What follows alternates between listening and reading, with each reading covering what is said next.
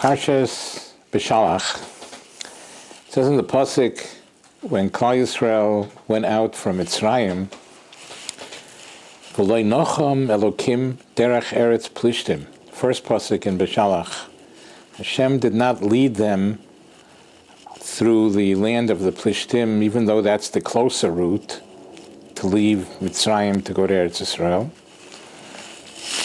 Because Ki Amar Elokim, because Hashem said, Pen yinochem ha'om, the people might change their mind. B'ra'isa milchama, they might be confronted with a war. V'shavu Mitzrayim, if they see a war, they might return back to Mitzrayim. Who wants to go to war? That's what it says in the pasuk. And the questions are many. This is incredible. Everything that they were doing was sort of contrary to logic. Because to go back to Mitzrayim, even though there's a war, but they might, where would they want to go back to? They might want to go back to Mitzrayim. Why? It was so good in Mitzrayim. Redu Shana, 210 years they suffered under tyrannical kings of Egypt, and Inui Achar Inui, there was just torturous, and they would want to go back there. They see a war. If they leave and they are confronted by a war, they might want to go back to Mitzrayim. Doesn't make any sense. The last place in the world they should want to go to is Mitzrayim, is Egypt. That's question number one.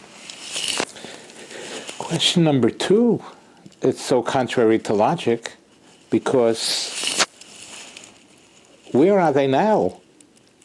Right now, Hashem is hoylech lifneihem yoimam ba'amud eish lahoy lahem. The Rebbeinu Shalom is mamish taking care of them. The Rebbeinu Shalom is protecting them. They might leave Hashem. They might want to go away from Hashem. Hashem is watching them, and they might want to leave Moshe Rabbeinu and Aaron. This is also contrary to logic. To leave, they're in such a good position right now. They're being led by HaKadosh Baruch Hu. And thirdly, what might cause them to want to go back to Mitzrayim? B'ra'isa milchama. They will see a war. They will be confronted with a war. So what? So what if there's a war? Hashem, look what Hashem did in Mitzrayim for them.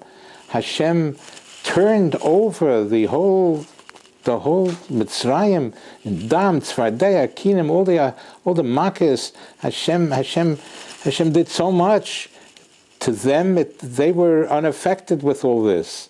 Hashem was watching them. And because they see a war, they're going to go back to Mitzrayim. Everything seems to be so contrary to logic. Mitzrayim is the last place they should want to go back to, and leave. Hashem hoylech lefneim yoimam. Hashem is watching them. Hashem is leading them. And because they see a war, so what? They should not have been afraid of war, because Hashem was taking care of them. But a possible answer to all these difficult questions might be from a little story that I once heard. I once heard a story like this. A woman was pregnant, and the family and friends wanted to have like a dry run. A few days before she was supposed to give birth, and they appointed person number one to take care of calling the doctor, and person number two was calling the taxi, person number three was calling the hospital. Everything they practiced every day was precision.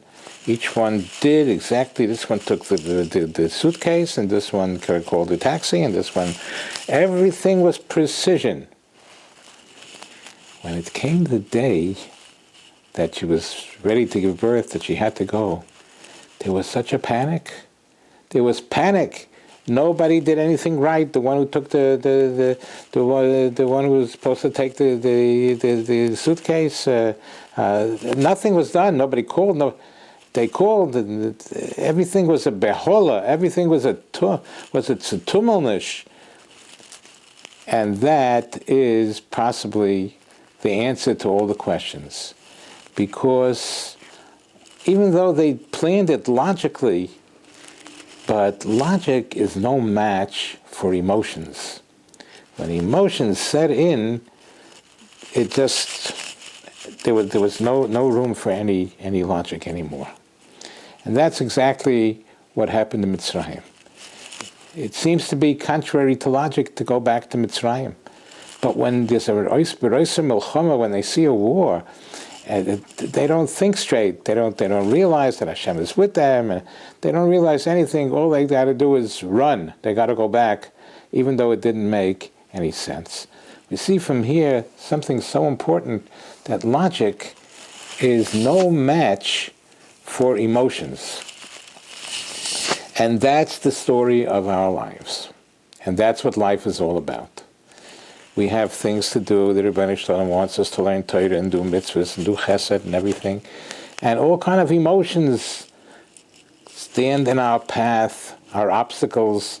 They pull us here and pull us there. Temptations and emotions and it just pulls us away from what we're doing. So we have to be aware that if we have logic and we understand what we have to do, not to let the emotions get the best of us. The Eibishter should help us. We should be zeicha to achieve this, that the logic should be able to control the emotions, not that the emotions should control the logic. We should be zeicha to this. Amen v'amen.